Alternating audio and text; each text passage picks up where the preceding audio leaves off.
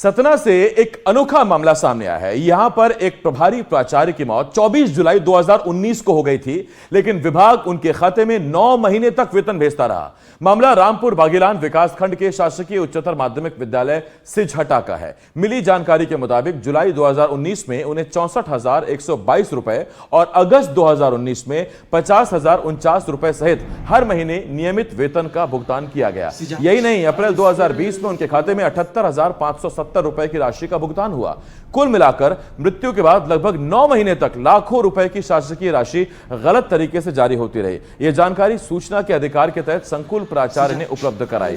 खुलासा होने से शिक्षा विभाग में हड़कंप मच गया। जिला शिक्षा अधिकारी ने बीईओ को मामले की जांच सौंप दी है। इस पर डीओ ऑफिस से हमें यही जांच मिली थी और वो जांच अभी अंडर प्रोसेस है।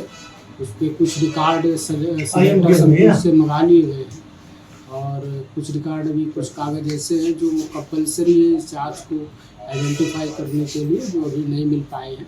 तो 1-2 दिन में वो जांच कंप्लीट हो जाएगी। तो वेतन का आहरण हुआ है ये तो क्लियर है IFMS पोर्टल से, लेकिन संकुल से DF प्राप्त हुआ है या कि नहीं, या पूरी प्रोसेस 1-2 दिन बाद ही क्लियर हो पाएगी जब जांच पूरी तरह कंप्लीट हो जाएगी। संबंध में मैंने RTI लगाई थी।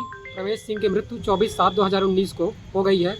यह RTI से मुझे जानकारी मिली है और मृत्यु के पश्चात RTI से ही प्राचार्य शासकीय उच्चतर माध्यमिक विद्यालय सिझहटा ने लिख के दिया है कि 2019 के बाद प्रवेश सिंह 24/7/2019 के बाद प्रमेश सिंह का कोई वेतन देयक हमारे कार्यालय द्वारा प्रस्तुत नहीं किया गया। उसके पश्चात भी BO कार्यालय रामपुर बागेलान द्वारा उनके मृत्यु के पश्चात 9 महीने तक उनके खाते में वेतन दिया गया। RTI से प्राप्त जानकारी को मेरे द्वारा कलेक्टर महोदय सतना को शिकायत की गई थी, जिस पर उन्होंने जांच के लिए यहाँ प्रेषित किया था, लेकिन आज दिनांत तक कोई जांच नहीं हुई और ना मुझसे कोई संपर्क किया गया। सतना से इस वक्त मेरे सहयोगी ज्ञान शुक्ला इस बड़ी खबर पर हमारे साथ जुड़ रहे हैं। ज्ञान, देखिए, एक शिक्षक का निधन हुआ, दुखद है, लेकिन सवाल यह है, एक गलती हो गई, लगातार पैसे उनके खाते में जा रहे थे, 9 महीने तक शिक्षक है कि नहीं है, वो हाजिरी लगा रहे हैं कि नहीं लगा रहे हैं, 9 महीने में कोई ट्रेनिंग, कोई सेशन, कुछ तो पूछ परख हुई होगी, किसी को जानकारी नहीं, या साजिशन खाते में पैसा भेजा जाता रहा?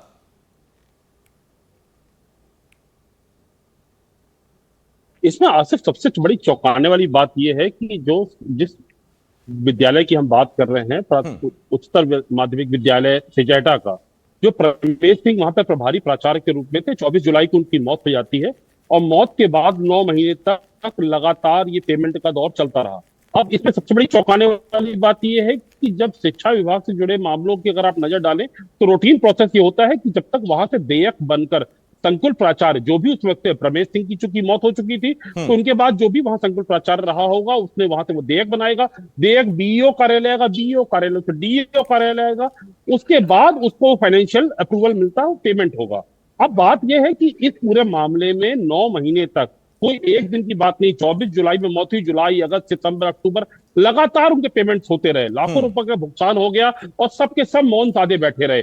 2019 का यह मामला है, हम 2025 में खड़े हैं। अब आप ये समझ सकते हैं कि तमाम प्रकार की ऑडिट होती है, BEO स्तर पर, DEO स्तर पर तमाम फाइनेंशियल ऑडिट होती हैं, ऑडिटर्स आते हैं, लेकिन क्या लाखों रुपए के भुगतान पर किसी की नजर नहीं गई? अगर इस RTI कार्यकर्ता ने RTI के थ्रू जानकारी ना निकाली होती तो लाखों रुपए का ये जो भुगतान हुआ था, ना जाने ये किसके मद में चला जाता। और शासन प्रशासन के तमाम जिम्मेदार अधिकारी, हमने यहाँ की कंचन श्रीवास्तव जो यहाँ की DO है उनसे बात करने का प्रयास किया, तो उन्होंने सिर्फ वही जांच का एक रूटीन का जो जवाब होता है पल्ला झाड़ते हुए उन्होंने कहा कि हमने BEO को जांच के लिए दे दिया।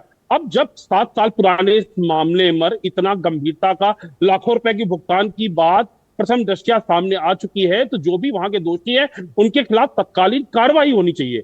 कार्रवाई की जगह फिर जांच की बात की जा रही है। जांचों के नाम पर आप आसिफ समझते हैं कि इस देश के अंदर सिवाय लिपापोती के कुछ होता नहीं है, कोई जिम्मेदारी लेता नहीं है, सब पत्राचार चलता रहता कोई इसको पत्र देता है, वो उनको पत्र देता है।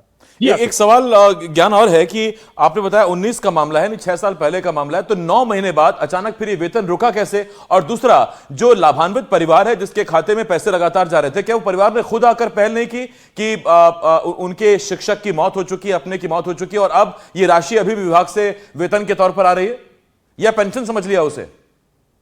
देखिए जिसको पैसा प्राप्त होता है, वो तो देश के अंदर ऐसा कोई नियम आज तक कोई आज व्यक्ति मिला नहीं कि वो पैसा रिवर्ट करने जाए। अब चौंकाने वाली बात यह है कि जब 9 महीने के बाद उन्हें कहीं ना कहीं जानकारी हुई होगी, तो चूंकि वो एक बड़ी गलती हो चुकी थी, ब्लंडर हो चुका था, तो उन्होंने उस मामले में लिपापोती करते हुए सभी ने मौन साध लिया। ऐसा नहीं है कि 9 महीने में भुगतान होगा, उसके बाद ईयरली ऑडिट होती है, फाइनेंशियल ऑडिट होती है, तो किसी भी ऑडिट में यह बात सामने ना आई हो कि यह भुगतान हो चुका है। लेकिन चूंकि प्रथम दृष्टया विभाग के जिम्मेदार अधिकारी इस मामले में दोषी थे, इसलिए उन्होंने अपनी कॉलर बचाने के लिए इस पूरे मामले में एक पटाक्षेप कर दिया तथाकथित रूप से, और ऊपर से नीचे तक सभी लोगों ने इस मामले में मौन साध लिया।